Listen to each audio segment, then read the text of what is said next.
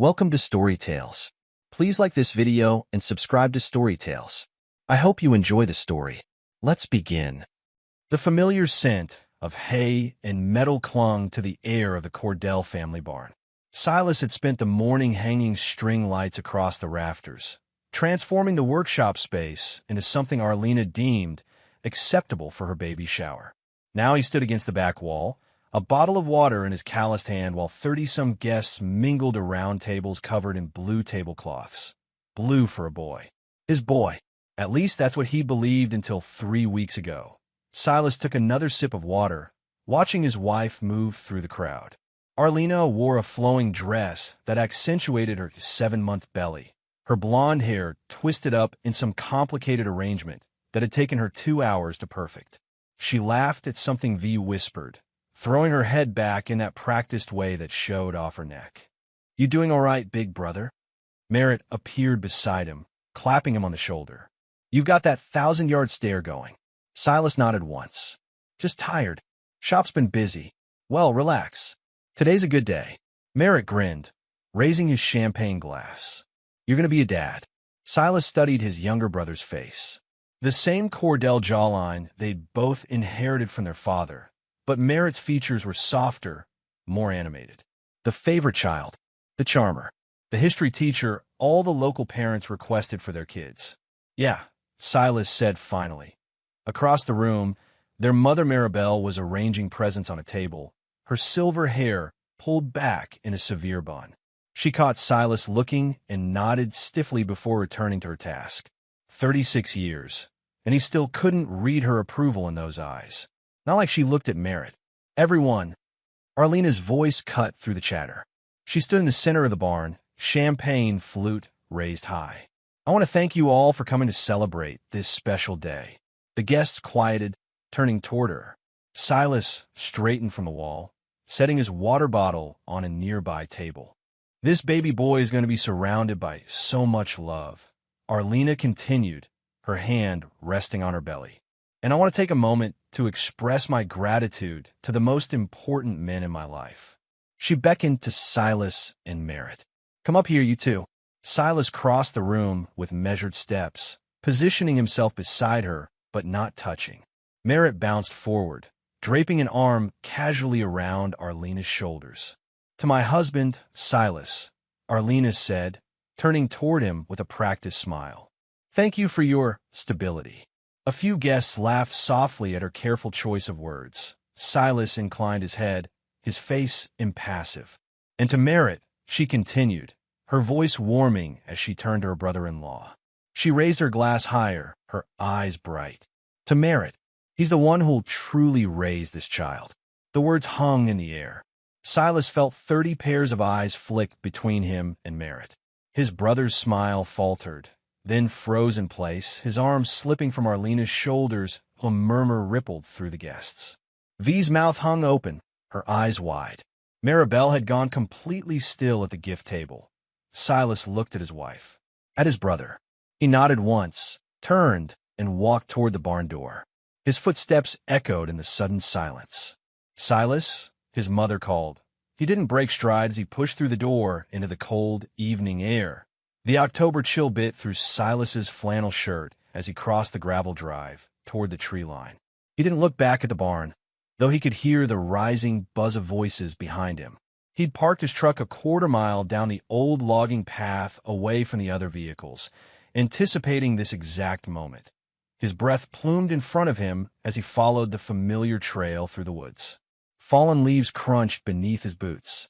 The light faded quickly under the canopy of trees, but Silas knew every root and stone on this path. He'd grown up here, tracking deer with his father while Merritt stayed home reading books with their mother. When he reached his truck, he climbed inside and sat in the darkness. He didn't slam his fist against the steering wheel, didn't scream, didn't cry. Marine training had taught him that emotion clouded judgment, and he needed clarity now more than ever. He pulled out his phone and checked the security app. The cameras he'd installed throughout their house were functioning perfectly.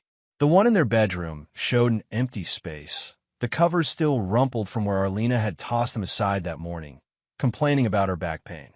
Silas leaned his head against the headrest, and closed his eyes. 3 weeks ago, he'd found the first evidence. 2 months before that, he'd noticed the changes in her behavior.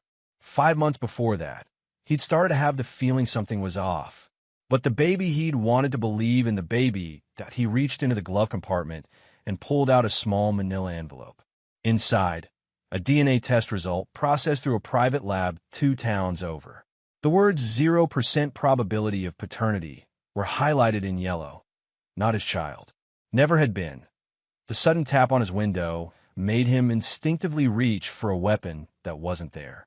V's face peered through the glass, her breath fogging the window.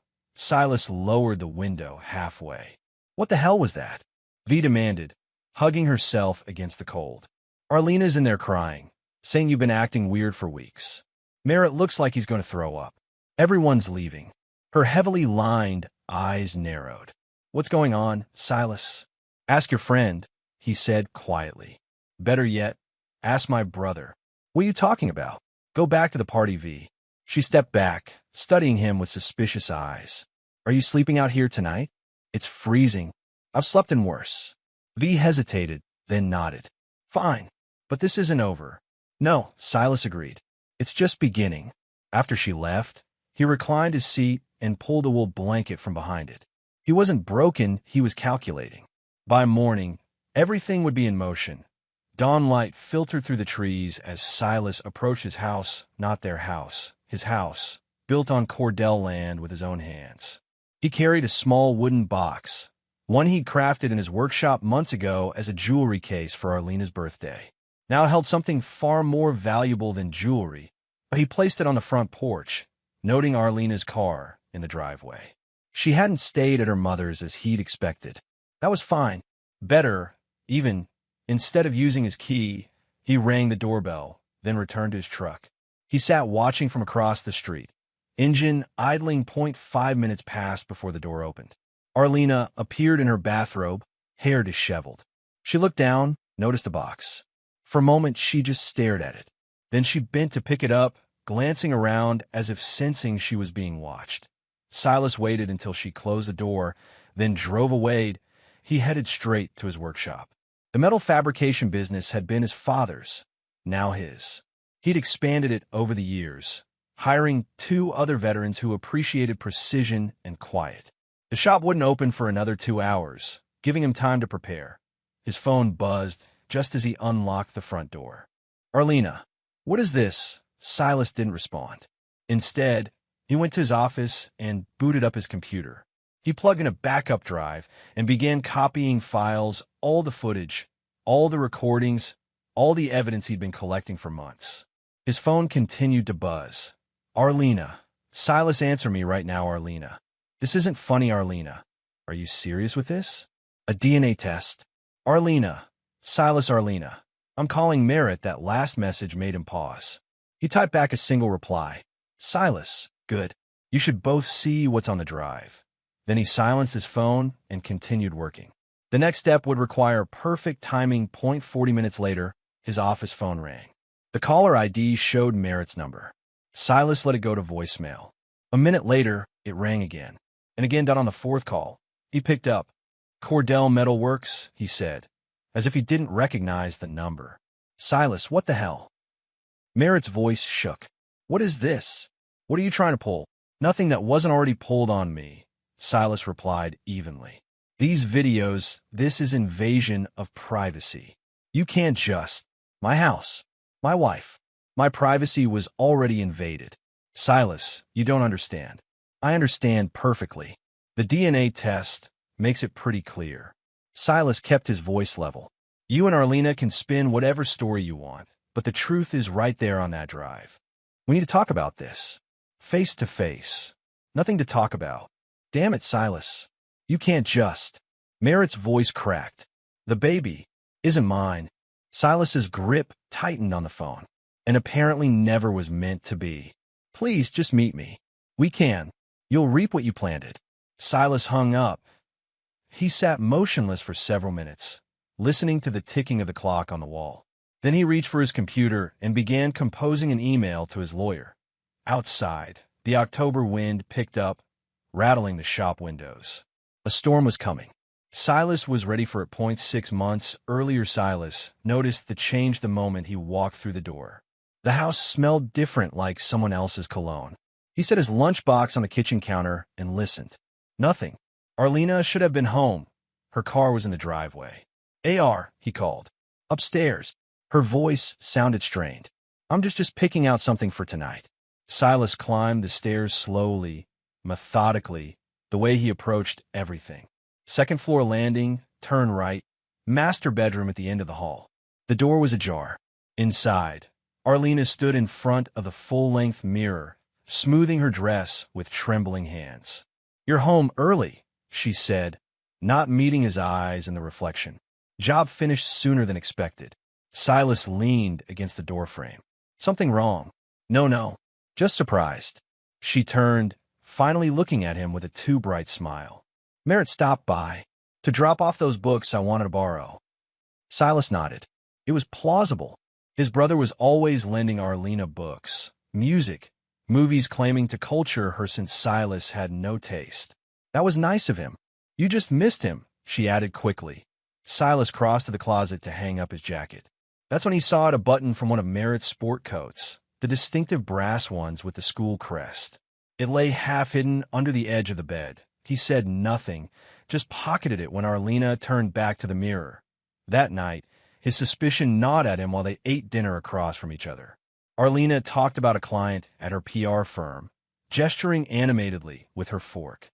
They want something edgy but not offensive. Whatever that means. She rolled her eyes. People hire us for our expertise, then try to tell us how to do our job. Silas nodded, watching her. The woman he'd married 4 years ago. The woman who'd pursued him relentlessly after they met at a fundraiser for veterans, who'd claimed his stoicism was mysterious and sexy. Later, while she showered, he checked her phone. The text came from a contact named... Nothing obvious, just, you make me feel alive, he never will. Silas replaced the phone exactly as he'd found it. He didn't confront her. Not yet. Instead, he began planning. The next day, he ordered the cameras. Small, wireless, easily concealed. One for the bedroom, one for the living room, one for the kitchen. Later, he added one in the nursery after Arlena announced she was pregnant and they converted the guest room. Each night, after she fell asleep, he reviewed the footage. Most days showed nothing unusual. Arlena coming home from work, making dinner, talking on the phone to clients. Normal. Then came the day Merritt visited while Silas was supposedly at a job site in Pittsburgh. The footage showed them in the kitchen first, talking, laughing. Merritt leaning against the counter too, close to Arlena. Then upstairs. The bedroom camera caught everything. Afterward, Arlena said, he's so boring, so predictable. Merritt laughed. Silas has always been that way, even as a kid. Dad used to say he was born middle-aged. He has no idea, Arlena replied, curling against Merritt's side. No idea at all. Silas watched the footage 3 times. Each viewing, his face remained impassive. He saved the file in a folder labeled insurance, then added a password. The next day, he contacted a lab about paternity testing. The day Arlena announced her pregnancy had been a masterpiece of manipulation. She'd prepared a special dinner, bought his favorite whiskey, and presented him with a tiny pair of work boots. I thought you didn't want kids yet, he'd said cautiously. I changed my mind. She'd placed his hand on her still flat stomach. We're going to be a family, Silas. He'd felt something, then something dangerously close to hope. Despite his suspicions, despite the evidence accumulating on his hard drive, he'd wanted to believe. 2 weeks after that dinner, he'd accompanied her to the ultrasound appointment. While she changed into the hospital gown, he'd carefully collected a sample of tissue from her hairbrush. The lab had required something from him as well, which he provided the same day. The results had taken 3 agonizing weeks. When they arrived, he'd opened the envelope in his truck, parked outside his shop. The clinical language couldn't soften the blow. The alleged father is excluded as the biological father of the tested child. Silas had folded the paper carefully, tucked it back into the envelope, and gone to work as if nothing had changed. But everything had. Now, staring at his computer screen in the aftermath of the baby shower disaster, Silas reviewed the plan he'd been crafting for months. It wasn't enough to simply leave. It wasn't enough to divorce her quietly. Arlena and Merritt had conspired not just to betray him, but to trap him financially, legally, emotionally. They'd planned to use his sense of duty, his integrity, against him. They would pay for that. Both of them. His phone buzzed with another message from Arlena. Your mother is looking for you. She's worried. We're all worried. Silas turned the phone face down on his desk. Let them worry. He had work to do. Silas sat in his truck outside Roosevelt High School, watching students stream through the front doors. Merritt would be in his classroom already, probably writing the day's lesson on the whiteboard with that showmanship he'd always had. The history teacher who made the past come alive. The faculty favorite. The respected community member. Not for much longer. Silas opened his laptop and connected to the school's public Wi-Fi. The email had been drafted days ago, waiting for this moment. Addressed to the superintendent, the school board, and the president of the PDA. Subject line: ethical concern, staff misconduct. Attached was a carefully edited video showing Merritt and Arlena in Silas's home, time-stamped during school hours when Merritt should have been teaching. Nothing explicit. Silas wasn't cruel enough to share that, but enough to raise serious questions about Merritt's character and judgment. He hit send, then drove away before anyone could notice him. The response came faster than he'd expected. By noon, his mother was calling. Silas Michael Cordell, you answer me right now. Maribel's voice held the same steel it had when he was a child. What is happening? The school just put Merritt on administrative leave. Something about an investigation. Did they say why? Silas kept his tone neutral.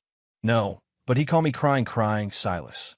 Said you've lost your mind, that you're making up stories about him and Arlena. Did he mention the DNA test? A long pause. What DNA test? Ask him, Silas said. Ask him if the baby is mine. Another longer pause.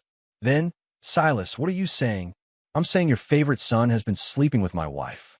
I'm saying they planned to pass his child off as mine. I'm saying I have proof. That's not possible. Merritt wouldn't. The baby isn't mine, Ma. The test confirms it. Oh God. Her voice faltered. Are you sure? Those tests can be wrong. Not this one. I need to talk to Merritt. Get his side. You do that, Silas said, and hung up. The next phase was already in motion. He'd created an anonymous email account and sent select audio clips to the local parenting blog run by Jessica Klein, whose son had been in Merritt's class the previous year. The clips featured Arlena discussing how she'd manipulated two dumb brothers, one too boring, one too eager to please. By the end of the day, the blog had posted a cryptic entry about disturbing revelations regarding a beloved local teacher. No names, but in a town this size, it wouldn't take long for people to connect the dots as Silas's phone buzzed with texts from Arlena throughout the afternoon. What did you do? The school called Merritt in for an emergency meeting. Are you trying to ruin us? Answer meet 5 o'clock. He finally replied, I'm not ruining anyone. The truth is doing that. That evening, he parked outside the small apartment complex where V lived. He knew Arlena would go there eventually. Sure enough, at 8:30, her car pulled into the lot. She looked harried, her hair pulled back in a messy ponytail instead of her usual perfect styling. Silas waited until she'd been inside for 20 minutes, then called V. I was wondering when you'd reach out. She answered immediately. Your wife is on my couch, having a breakdown.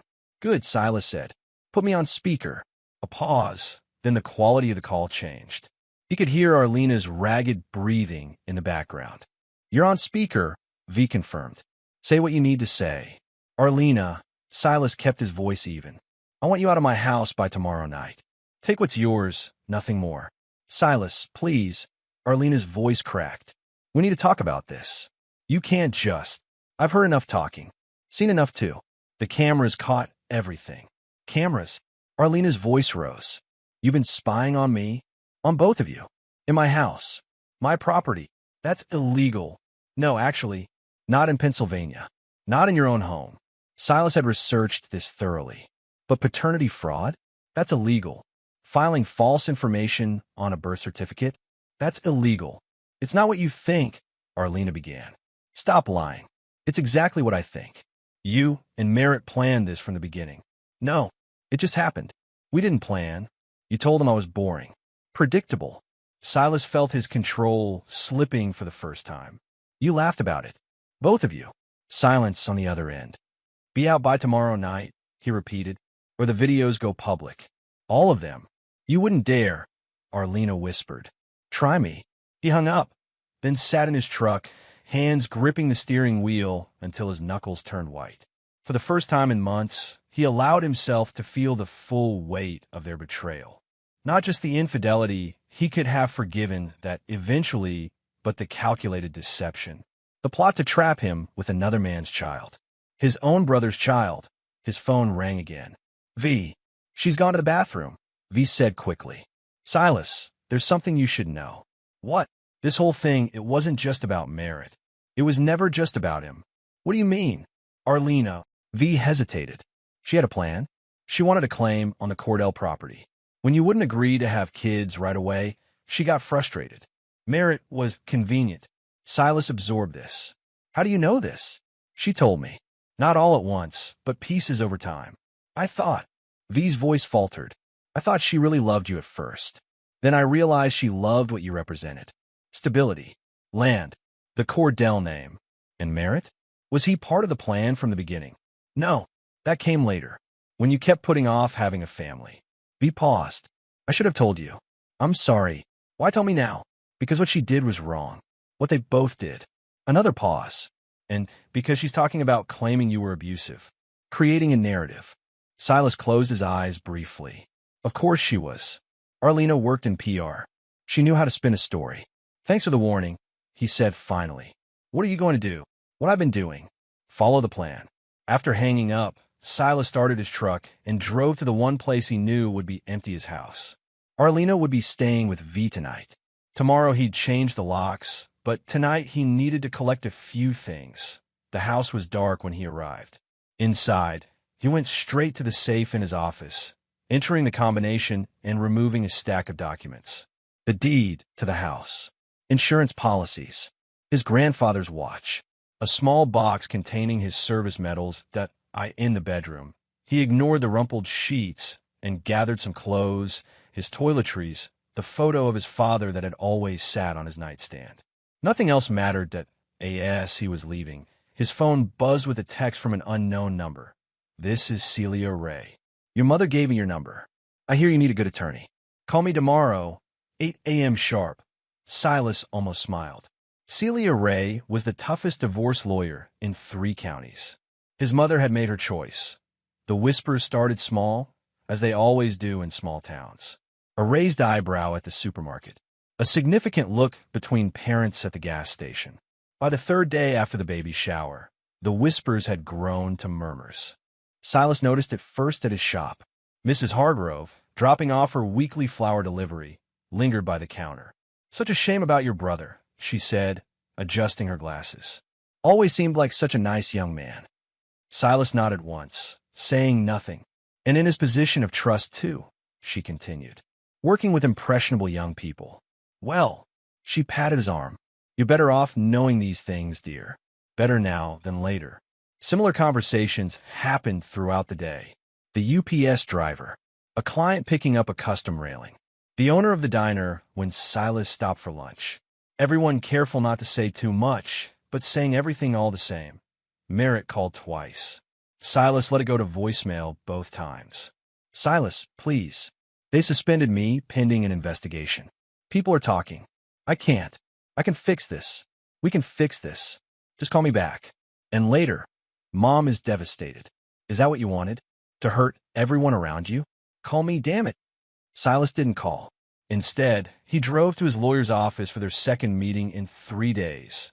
Celia Ray was in her 60s, with steel gray hair and reading glasses on a chain around her neck. Her office smelled of leather and peppermint tea. Your wife's attorney called this morning, she said without preamble.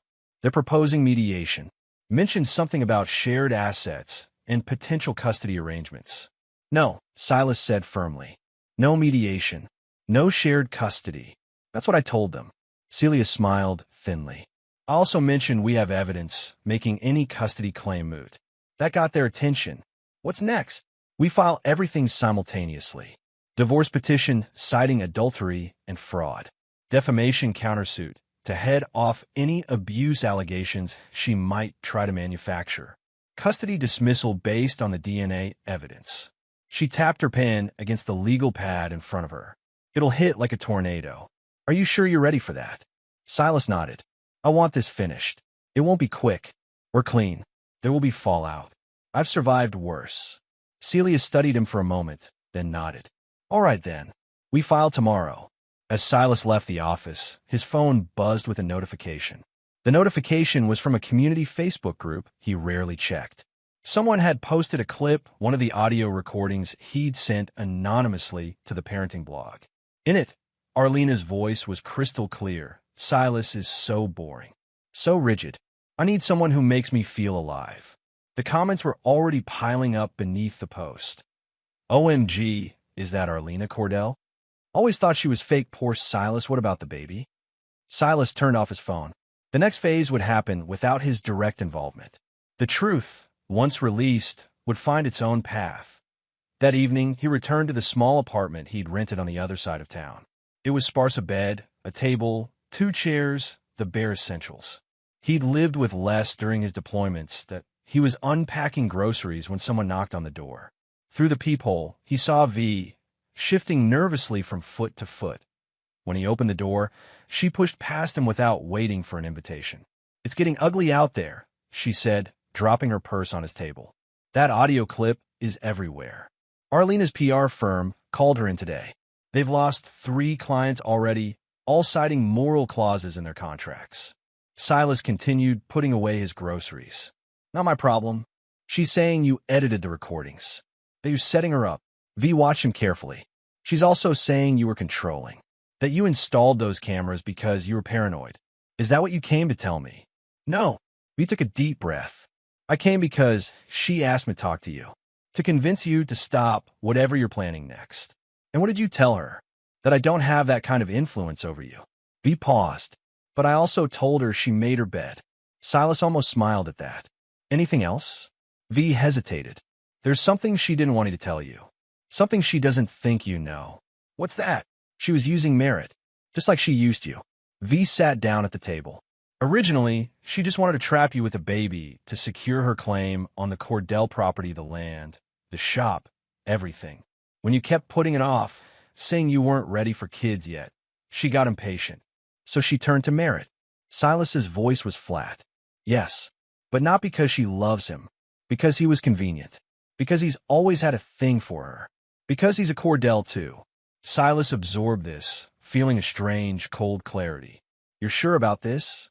She told me herself. Months ago, when she first found out she was pregnant. She laughed about it. V's face hardened at the memory. Said it was perfect because the baby would be a Cordell either way. Said Merritt was pathetically easy to manipulate. Why are you telling me this now? Because I should have told you sooner. V met his eyes. And because you deserve to know exactly what kind of people you're dealing with. After she left, Silas sat at the table for a long time, turning this new information over in his mind. He'd known Arlena was manipulative. He'd known Merritt was weak. But the calculated nature of the deception still surprised him. His phone rang. His mother. I'm at the lawyer's office, Maribel said without greeting. Looking at the trust paperwork. What trust? Your father's trust. The one that controls the estate. Her voice was clipped, businesslike. Currently, it's divided equally between you and Merritt. I'm changing that. Silas hadn't expected this. Ma, don't try to talk me out of it. Your brother lied to my face yesterday.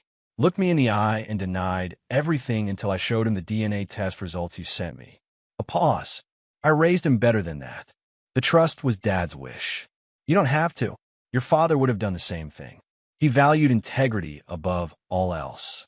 Another pause. That's what he saw in you. What I didn't appreciate enough.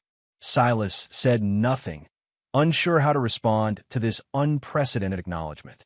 The changes will be filed tomorrow, Maribel continued. Merritt gets nothing. The house, the land, the business, it all goes to you eventually. He's still your son, Silas said quietly. Yes, and I'll always love him. Her voice hardened, but he made his choice. After hanging up, Silas walked to the window of his apartment, and looked out at the darkening sky. The scales had tipped, momentum gathering behind his carefully orchestrated plan. Tomorrow, the legal filings would make everything public and official. There would be no going back. He should have felt satisfaction. Instead, he felt only a grim resolve to see this through to the end. The courthouse buzzed with whispered conversations as Silas followed Celia, Ray, down the marble corridor. News of the Cordell family drama had spread throughout the county, drawing curious onlookers and gossip-hungry locals to the morning's proceedings. "Remember," Celia murmured as they approached the courtroom, "let me do the talking. No matter what accusations fly, no matter how provoked you feel, you say nothing without my go-ahead." Silas nodded once. He'd worn his darkest suit, the one from his father's funeral. Polished shoes, clean-shaven, the model of respectability. Inside, Arlena already sat at the opposite table with her attorney, a young man in an expensive suit who looked nervous. She dressed carefully, too, a conservative navy dress that minimized her pregnancy, hair pulled back simply, minimal makeup to emphasize her vulnerability. When she saw Silas, she attempted a tremulous smile. He looked through her as if she weren't there. The judge entered, and the proceedings began. What followed was exactly the tornado Celia had predicted. The simultaneous filings, divorce petition, defamation countersuit, custody dismissal, clearly caught Arlena's attorney off guard. He stammered through his objections as Celia methodically presented their evidence. "Your Honor, we have clear and convincing proof of both adultery and paternity fraud," she stated, passing copies of the DNA test to the clerk. "Additionally, Mrs. Cordell has begun spreading false allegations of abuse to salvage her reputation, which is why we've filed the defamation countersuit. These are serious claims," the judge said, reviewing the documents. "Mrs. Cordell, do you wish to respond?" Arlena leaned toward her attorney, whispering urgently. He stood, straightening his tie. "Your Honor, my client categorically denies these accusations. The alleged evidence was obtained through illegal surveillance." "Not illegal," Celia interrupted smoothly. "Mr. Cordell installed security cameras in his own home, which is perfectly legal in Pennsylvania. We have documentation confirming this." The judge frowned. "What about these abuse allegations?" "Fabrications, Your Honor," Celia replied. Mrs. Cordell began circulating these claims only after the discovery of her infidelity. "We have documented her previously describing Mr. Cordell as boring and predictable, hardly the language one would use to describe an abusive spouse." Arlena's attorney tried again. "Your Honor, regardless of these other matters, the child's welfare must be considered. My client is 7 months pregnant, with a child that DNA testing has conclusively proven is not Mr. Cordell's," Celia finished for him, "which makes any custody discussion moot." The judge sighed heavily. "This is quite a mess. I'm ordering temporary measures while we sort this out." He turned to Silas's attorney. "Ms. Ray, your client may retain sole possession of the marital home and business during proceedings." He then addressed Arlena's attorney. "Your client will refrain from making any public statements regarding alleged abuse without evidence, and both parties will submit to further DNA testing through the court's approved facility." As they left the courtroom, reporters clustered at the bottom of the courthouse steps. Celia steered Silas toward a side exit. "Round one to us," she said quietly.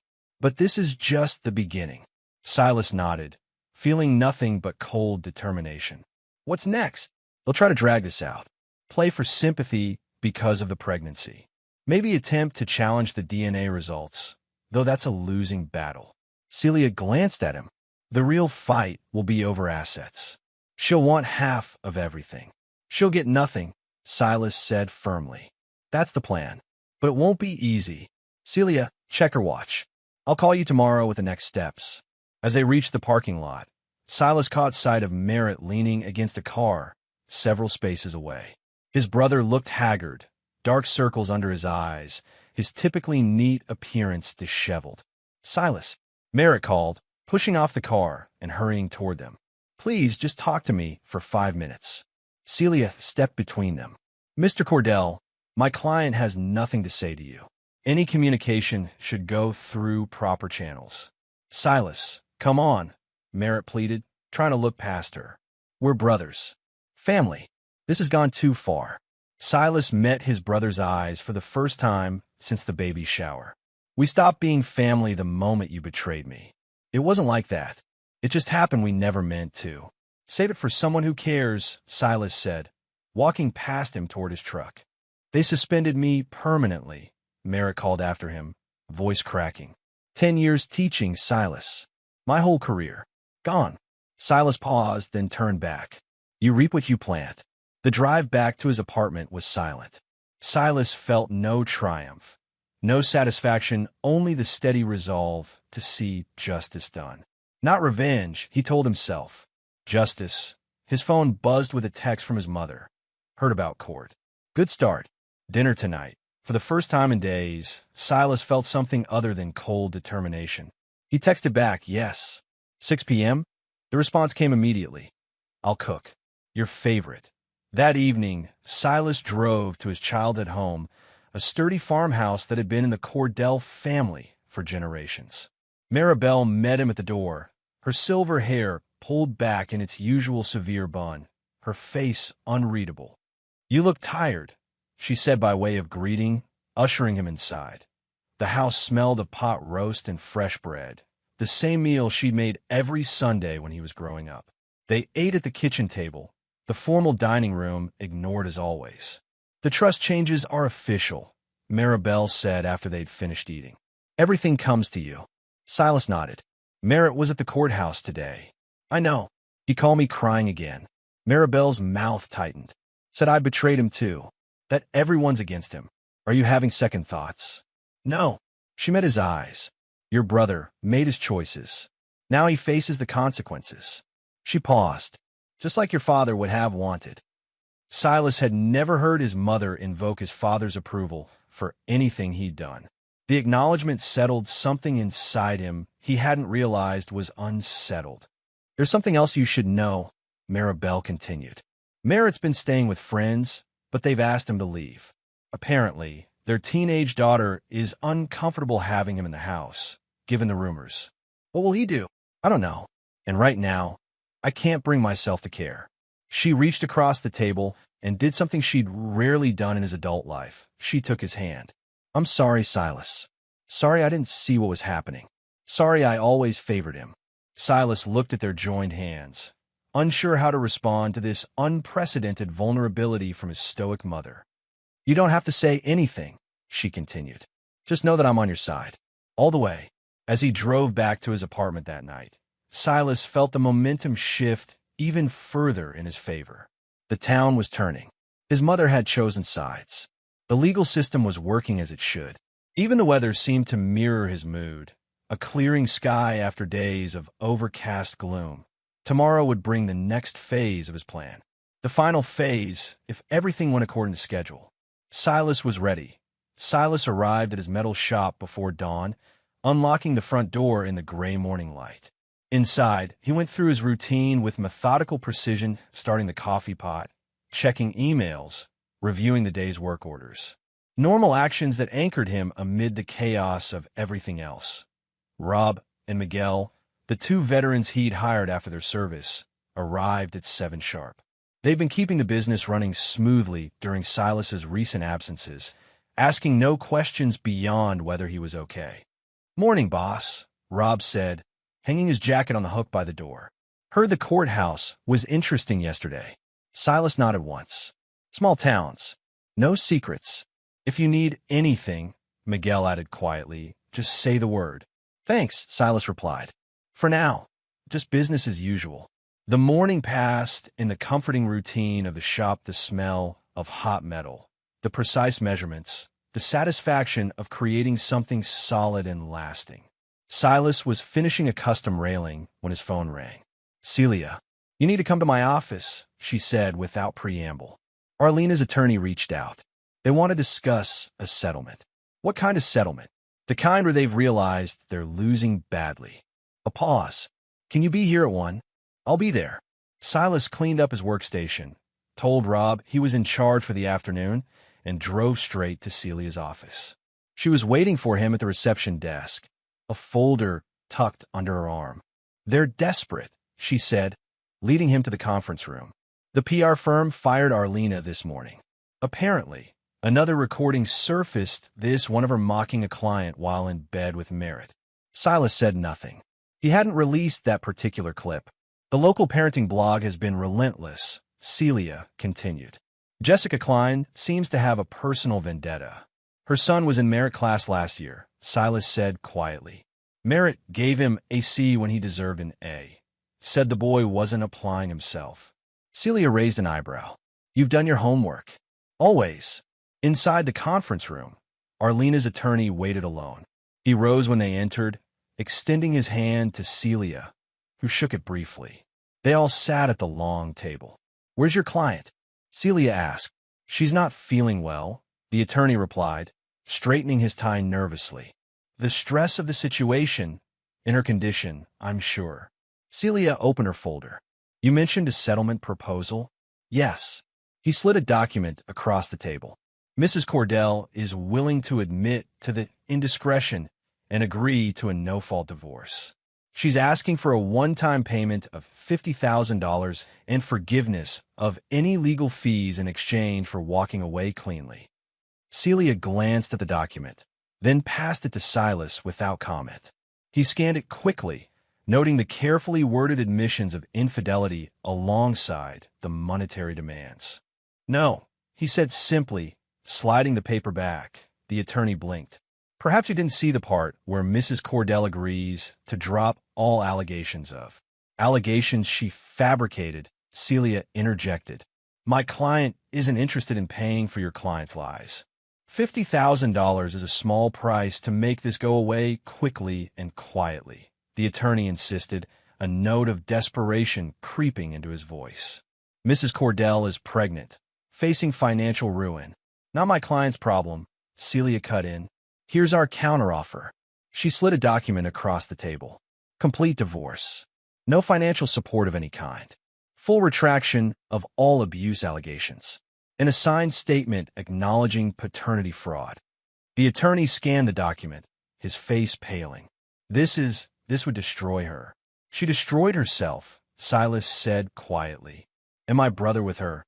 We need time to consider." 24 hours, Celia stated firmly. "After that, we proceed with the full court case, including all evidence of fraud and defamation." After the attorney left, Celia turned to Silas. "He'll come back with a counter. They always do. Doesn't matter. I won't agree to anything that gives her a cent." Celia studied him. "This isn't just about the money for you, is it?" "No." "What do you want, Silas? Really want?" He considered the question. "Justice. Consequences. For both of them." And after that, Silas had no answer. He hadn't thought beyond the plan, beyond seeing it through to completion. As he left Celia's office, his phone buzzed with a text from his mother. "Need to see you. Important." Home now, he drove directly to the farmhouse, finding Maribel pacing the front porch. She looked up as his truck approached, her face tight with anger. "Merritt was here," she said as soon as he stepped out of the vehicle, "demanding his share of the trust. Said he'd contest the changes in court." "Can he?" "No, not successfully. Your father made me the sole trustee with full discretion." She let him inside. "But that's not why I called you. It's what he said before he left." In the kitchen, Maribel handed Silas a mug of coffee, her hand trembling slightly. "He said Arlena was never just after the Cordell name or property. She wanted the shop. Your business." Maribel's eyes hardened. "Apparently, she has a cousin in development who's been trying to buy that land for years. The plan was to eventually convince you to sell the business, claiming you needed money for the baby's future." Silas absorbed this, feeling a strange, cold clarity wash over him. "And Merritt was supposed to get a cut." Maribel's voice shook with barely contained fury. "My own son, conspiring to steal his brother's livelihood, his father's legacy. You believe him? Why would he admit this now? Because he's desperate. Because he's lost everything else. Because—" She paused. "Because I think he finally realizes what he's done. Too late, of course." Silas sat at the kitchen table, turning his coffee mug slowly between his palms. Where is he now? I don't know. I told him to leave and not come back. Maribel joined him at the table. He's not the son I raised. Neither of you got enough of your father in you, but at least you got his integrity. The unexpected praise from his mother settled something in Silas. Not satisfaction, he was beyond that now, but a sense of clarity. Everything was aligned. The final pieces were falling into place. The hearing is Monday, he said. The judge will make his ruling. Maribel nodded. I'll be there. Every parent should witness their children's most important moments, even the terrible ones. As Silas drove back to his apartment, he thought about his father, the stoic metal worker who'd taught him the business, who'd valued honesty and hard work above all else. What would he have done in this situation? Probably exactly what Silas was doing. The thought was oddly comforting. His phone buzzed with a text from an unknown number. It's Merritt. Please. One conversation. Tomorrow. Miller's Diner. 8 a.m. I'll be there whether you come or not. Silas didn't respond. He didn't need to. Tomorrow was already planned, each element carefully timed and placed. Merritt's message changed nothing. That night, he couldn't sleep. He sat at the small kitchen table in his apartment, reviewing the files on his laptop, ensuring everything was in order for the final act. The recordings. The financial documents showing the property Arlena's cousin had been buying up around the shop. The text messages between Merritt and Arlena discussing their plans for after the baby was born. Everything documented. Everything in its place. Justice wasn't about emotion, Silas reminded himself. It was about truth. Cold, hard, undeniable truth that ACT3. The revenge and the Ricine one. Courtroom showdown. The courthouse steps were crowded with onlookers and a few local reporters when Silas arrived with Celia Ray on Monday morning. News of the Cordell scandal had spread throughout the county, drawing curious spectators to what promised to be the dramatic conclusion of a salacious story. Silas walked through them without making eye contact, focused only on the heavy doors ahead. Inside, the courtroom was already nearly full. He spotted his mother in the front row, her back straight, her face impassive. She nodded once as he passed. Arlena sat at the opposite table with her attorney. She'd clearly dressed for maximum sympathy, a modest maternity dress, minimal makeup, hair pulled back in a simple style. When she saw Silas, she attempted a tremulous smile. He looked through her as if she weren't there. Merritt sat in the back row alone. He hadn't shaved in days, and his clothes looked slept in. The once popular teacher had become a pariah in a matter of weeks. He caught Silas's eye, mouthing please across the crowded room. Silas turned away. The judge entered, and the proceedings began. Arlena's attorney went first, attempting to paint a picture of a troubled marriage and a confused, frightened pregnant woman. Your Honor, my client acknowledges the indiscretion with Mr. Cordell's brother, he began cautiously. But she maintains that the marriage was already failing due to Mr. Cordell's controlling behavior. The surveillance cameras he installed throughout their home are evidence of. Objection, Celia interrupted. Counsel is attempting to reframe legally obtained evidence as something sinister. Sustained, the judge ruled. Stick to the facts, counselor. The attorney shifted tactics. Your Honor, regardless of how we got here, there's an unborn child to consider. My client is 7 months pregnant, facing financial ruin and public humiliation. We ask the court to consider a fair division of assets and appropriate support. The child is not Mr. Cordell's, Celia pointed out, as proven by DNA testing. Nevertheless, this child will be born into the Cordell family, the attorney pressed. And Mrs. Cordell was led to believe. Your Honor, Celia cut in sharply. Let's be clear about what happened here. Mrs. Cordell, engaged in a prolonged affair with her husband's brother, became pregnant and attempted to pass the child off as Mr. Cordell's. This was not a simple indiscretion. It was a calculated fraud. The judge frowned. That's a serious accusation, Ms. Ray. Do you have evidence beyond the DNA test? We do, Your Honor. Celia nodded to Silas, who opened his laptop and connected it to the courtroom's display system. With the court's permission, we'd like to present several relevant recordings. The judge hesitated, then nodded. Proceed. Silas pulled up the first video of Arlena and Merritt in the kitchen of his home, the date stamp clearly visible. "Turn it up," the judge instructed the clerk. On screen, Arlena leaned against the counter, laughing as Merritt poured wine. "He has no idea," she said, accepting a glass. "No idea at all. Are you sure about this?" Merritt asked, moving closer. "The baby. It's perfect," Arlena replied. "A Cordell baby one way or another. And once there's a child, he'll never let go of the family property. That's how Silas is all about legacy and duty. And us." Merritt reached for her hand. Arlena smiled, setting down her wine. "You're more fun than your brother. But this isn't about fun. It's about planning for the future." The courtroom was completely silent as the video continued, showing Arlena and Merritt moving upstairs to the bedroom. Silas skipped ahead to their conversation afterward. "He's so boring," Arlena said on screen, curled against Merritt's side. "So rigid. So predictable. He's always been that way," Merritt replied. "Even as kids, Dad used to say he was born middle-aged." "He has no idea," Arlena repeated, laughing. "No idea at all." Silas stopped the video. The silence in the courtroom was absolute. Even the judge seemed momentarily stunned. "There's more, Your Honor," Celia said into the silence. "Mrs. Cordell has been systematically lying not just to my client, but to this court. She claimed abuse where there was none. She claimed ignorance of paternity when these recordings clearly show otherwise. And most importantly," she nodded to Silas again that he switched to a different file text messages between Arlena and a contact named Ryan C. "Ryan C. Any progress on convincing him to sell the shop?" "Arlena, working on it. Baby news has him thinking about the future." "Ryan C. Dad's getting impatient. That land is the key to the whole development." "Arlena, tell Uncle Phil to relax. I got this handled." "Ryan Collins," Celia explained. "Mrs. Cordell's cousin. Their family development company has been buying up properties around Mr. Cordell's metal shop for years. This wasn't just infidelity. It was a calculated plan to gain control of valuable property." Arlena's face had drained of color. She clutched her attorney's arm, whispering frantically. Across the courtroom, Merritt looked physically ill.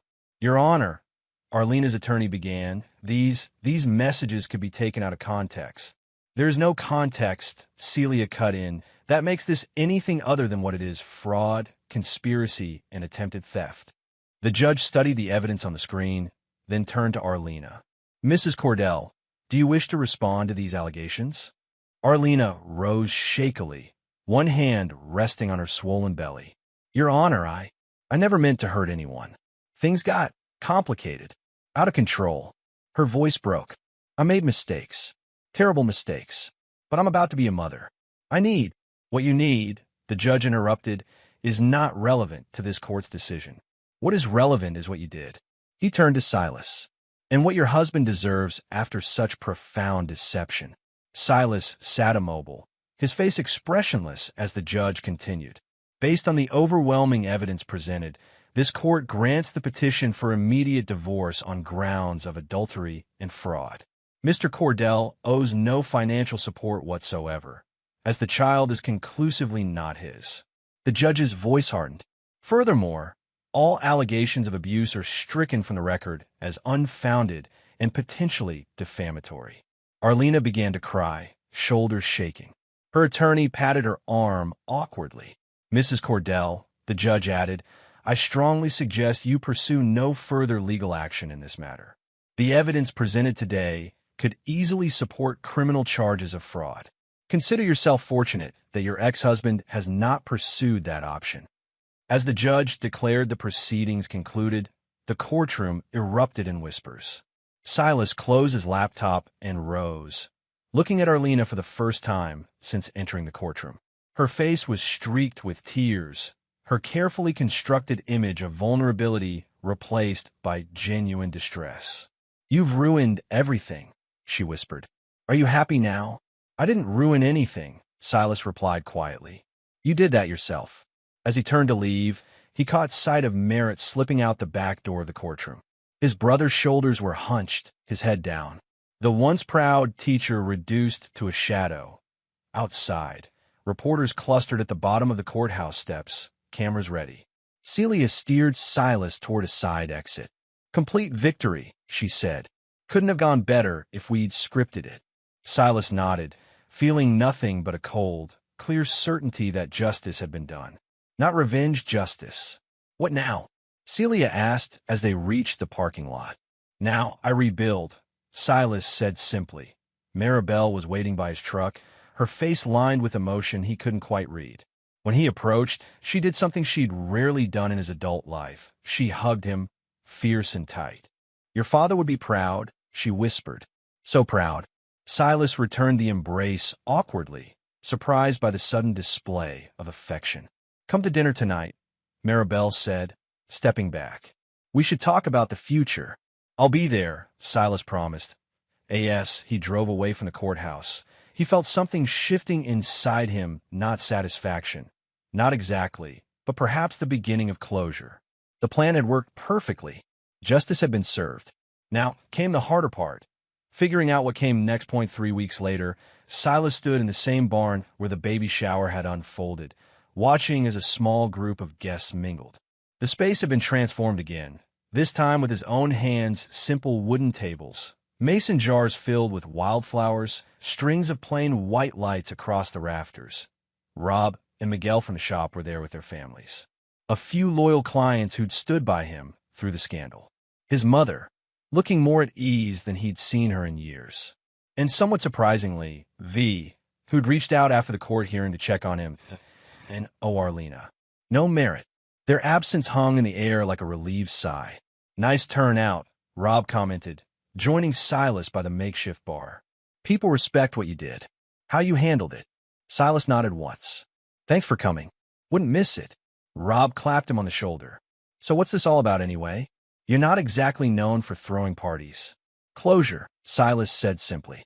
"And a new beginning." The gathering wasn't large, but felt right.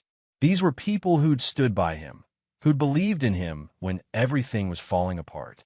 People who valued truth and integrity, the things that mattered. As the evening progressed, Silas found himself relaxing slightly. The weight of the past months hadn't disappeared, but it had shifted, become more manageable. When Maribel signaled that dinner was ready, he took his place at the head of the main table. The conversation flowed around him, talk of the shop's expansion plans, Miguel's son's baseball championship, the unusually warm spring they were having. Normal life continuing despite everything.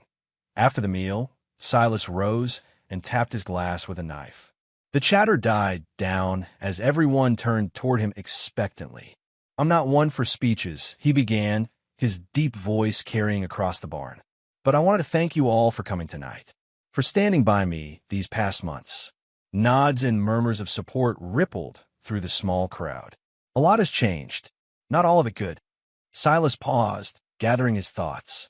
"But my father used to say that it's not what happens to you that matters, it's how you respond." "Here, here," someone called. Silas raised his glass. "To integrity. May those who fake it choke on the taste." "To integrity," the guests echoed, raising their glasses as they drank. Silas caught his mother's eye across the table. She nodded once, a gesture of approval she'd rarely offered in his childhood. Something shifted between them in that moment, a new understanding, a fresh start. Later, as guests began to leave, V approached him by the barn door. "That was a good toast," she said. "Pointed but good." "Thanks for coming," Silas replied. "Wasn't sure you would." "I almost didn't." V tucked her hands into her jacket pockets. "Felt weird, given everything. But I wanted you to know I had nothing to do with her plans.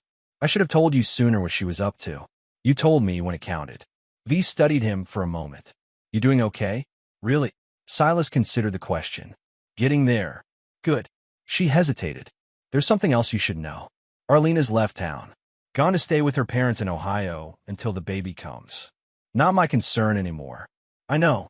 Just thought you'd want to know." V pulled her keys from her pocket. "Take care of yourself, Silas." After she left, Silas helped his mother clean up, working in companionable silence as they had so many times over the years. When they finished, Maribel sat at one of the tables, gesturing for him to join her. "I talked to Merritt yesterday," she said without preamble. Silas stiffened slightly. How is he? Broken? Lost? Maribel's face showed no sympathy, only weary acceptance.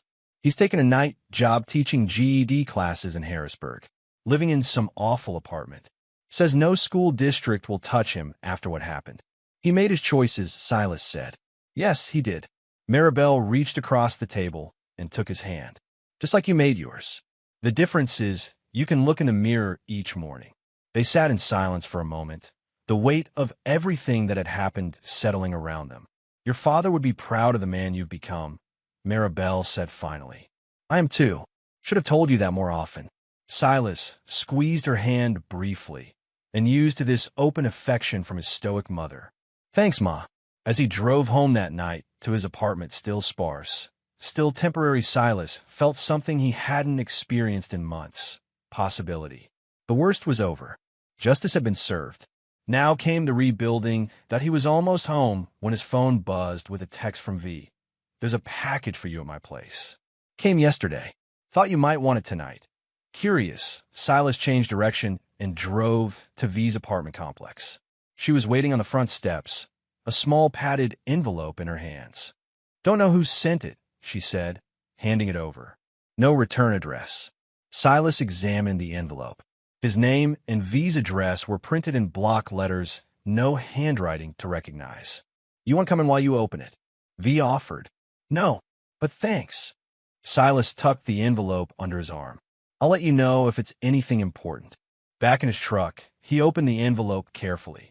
Inside was a USB drive labeled Simply Truth and a yellow sticky note with 8 words. You burned your world for someone who is already lighting matches. Silas sat at his kitchen table, staring at the USB drive. The handwriting on the sticky note wasn't Merritt's, too neat, too precise. Not Arlena's either. It was past midnight, but sleep was far from his mind that he plugged the drive into his laptop and opened the single video file it contained. The footage showed what appeared to be a hotel room, tasteful, anonymous, expensive. The timestamp indicated it was from 4 months ago. Arlena entered the frame, looking over her shoulder as if checking for followers. Moments later, a man joined her, not Merritt, but someone else. Tall, well-dressed, vaguely familiar. When he turned toward the camera, Silas recognized him. Councilman Peter Walsh, head of the local zoning board and very much married to someone who wasn't Arlena. The video had no sound, but it didn't need any. The two embraced immediately, familiar and practiced. Clearly not their first meeting. Arlena laughed at something Walsh said. Throwing her head back in that practiced way, Silas knew so well as the footage continued. Silas felt a strange sense of detachment. No anger, no hurt. Those emotions belonged to the past. Just a cold, clear understanding slotting into place. Merritt had been a pawn too. A convenient tool, just as Silas had been. He closed the video before it went further, then noticed a text document also on the drive. Opening it, he found a brief message. Footage anonymously delivered to my office yesterday. Thought you should see it. Arlena was playing a longer game than any of us realized. Walsh has been shepherding zoning changes that benefit Collins development for years. Connect the dots. C.R. Celia Ray. It made sense she'd send this through V rather than directly to him. Plausible deniability if the footage ever became public. Silas leaned back in his chair, absorbing this final piece of the puzzle. Arlena hadn't just been trying to secure the Cordell property for her family's development company. She'd been working both sides, sleeping with the councilman who could push through the necessary zoning changes, while simultaneously trying to manipulate Silas into selling the shop. And Merritt? Just collateral damage. A tool to create a Cordell heir who could strengthen her claim. Disposable once his usefulness ended. Silas copied the video to his own secure drive, then carefully wiped the USB clean of fingerprints. He slipped it into a new envelope, addressed it to Merritt with the same sticky note attached, and set it aside to mail tomorrow. His brother deserved to know the full truth. Not out of kindness, Silas wasn't feeling particularly kind, but because truth was the one thing he still believed in absolutely. The next morning, he dropped the envelope in a mailbox across town, then drove to his shop. The familiar routine grounded him, checking orders, reviewing designs, the physical work of shaping metal. By noon, He'd almost forgotten about the USB drive. Then his phone rang. "Celia, did you get my delivery?" she asked without preamble. "Yes." "Interesting development, don't you think?" "Very." Silas stepped outside the shop for privacy. "How did you get it?" "As I said in the note, anonymous delivery. But if I had to guess, someone at that hotel has been collecting insurance." A pause. "Walsh has made enemies over the years." "What now?" "Nothing, as far as I'm concerned. Your case is settled. This is just information." Silas understood what she wasn't saying. The footage was leverage, if he ever needed it. Against Walsh. Against the Collins development plans. Against anyone who came after his property. "Thank you," he said simply. "Just doing my job." She hesitated. "By the way, have you heard? Arlena's cousin's company withdrew their application for rezoning the area around your shop. Suddenly decided it wasn't a viable location." "Is that so?" Amazing how quickly priorities can change when certain associations become problematic. After hanging up, Silas returned to his work with renewed focus. The metal under his hands took shape precisely as he intended, each hammer blow purposeful, each weld clean and strong, like his father had taught him, like he'd always done. That evening, he drove out to the farmhouse for dinner with his mother, a new routine they'd established since the court hearing. As they ate, Maribel mentioned casually that she'd run into Councilman Walsh's wife at the grocery store. "Poor woman looked terrible," she commented, passing the potatoes. "Apparently, there's some scandal brewing. Peter moved out last week. Rumor has it he was caught with someone he shouldn't have been." Silas nodded, saying nothing. "Small towns," Maribel continued, watching him carefully. "No secrets stay buried forever." "No," Silas agreed. "They don't." Later, as he was leaving, Maribel handed him a set of keys. "The house is yours now," she said. "No sense you living in that dreary apartment when this place is sitting empty. What about you?" "I've been thinking about that condo in town, near the park. It's time." She squeezed his arm. "This place needs a Cordell man running it. Always has." Silas drove back to his apartment, windows down despite the chill, thinking about his mother's offer. The farmhouse had never felt like always his father's, then his mother's domain. But perhaps that could change.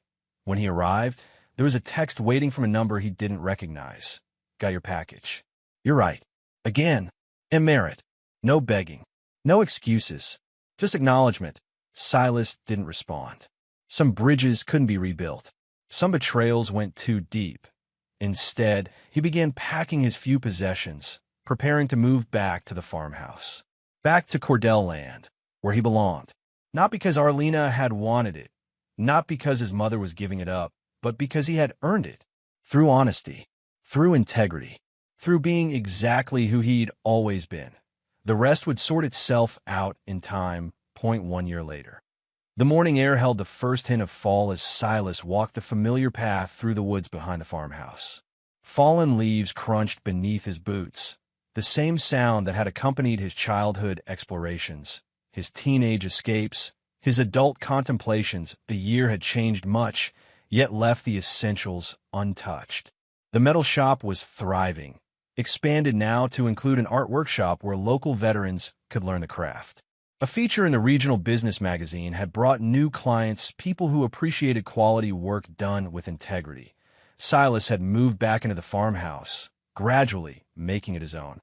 His mother seemed content in her condo in town, hosting bridge games and joining the historical society she'd always been too busy for before. As for the others, life had delivered its own justice.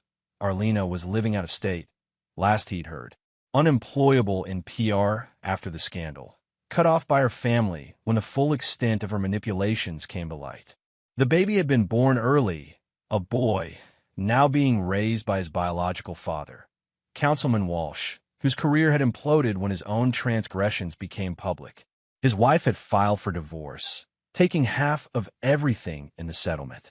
Now Walsh was suing Arlena for fraud, claiming she'd manipulated him just as she had the Cordell brothers. Merritt had not returned to town. He was teaching night GED classes at a community college 2 hours away. Silas had seen him once, from a distance, at their mother's birthday dinner. Merritt had looked older, diminished, the confident charm replaced by a wary hesitancy. They hadn't spoken. Some wounds never healed completely. Some lessons were meant to scar. Silas reached the clearing where he'd parked his truck that night after the baby shower. So much had started here, or rather, so much had culminated here. The betrayal had begun long before, but it was in this spot that he'd made the decision to see justice done. He didn't regret it. Not the cameras, not the evidence gathering, not the public exposure. In a world that often rewarded deception, truth was the one weapon that never failed. A twig snapped behind him. Silas turned to find V standing at the edge of the clearing, hands tucked into the pockets of her jacket. "Your mom said I might find you out here," she said, stepping forward. "Hope that's okay." "It's fine." Silas nodded toward the path. "Walk back with me." They fell into step beside each other, comfortable in a friendship that had developed slowly over the past year. At first, V had reached out occasionally to pass along information about Arlena or Merritt. Then the check-ins had become more regular, less focused on the past. "How's the workshop expansion going?" she asked. "On schedule. Should be finished by Christmas." "And the veterans program?" "Rob mentioned you got that grant.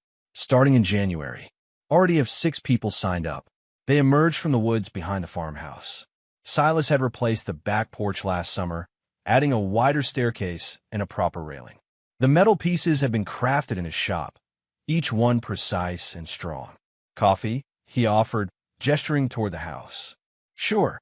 V followed him up the steps. "Actually, I came to invite you to something. The salon is hosting a fundraiser for the Veterans Center next month. Thought you might want to be involved, given your new program." Silas considered as he unlocked the back door. "What did you have in mind?" "Maybe display some of the metalwork your guys have been creating? People could see what the program produces." She stepped into the kitchen, shrugging off her jacket. "Might get you some new clients, too. I'll think about it." While Silas made coffee, V wandered around the kitchen, noting the changes he'd made. The new cabinets, the expanded island, the large windows overlooking the woods. "Place looks good," she commented. "Different, but good." "Thanks." He handed her a mug. Still work in progress. They sat at the kitchen table, the morning sun streaming through the windows. A comfortable silence settled between them, no need to fill it with words. Silas wasn't the same man he'd been a year ago. Not broken, not bitter, just sharpened. Like the metals he worked with daily, he'd been tested by fire, hammered by circumstance, and emerged stronger for it.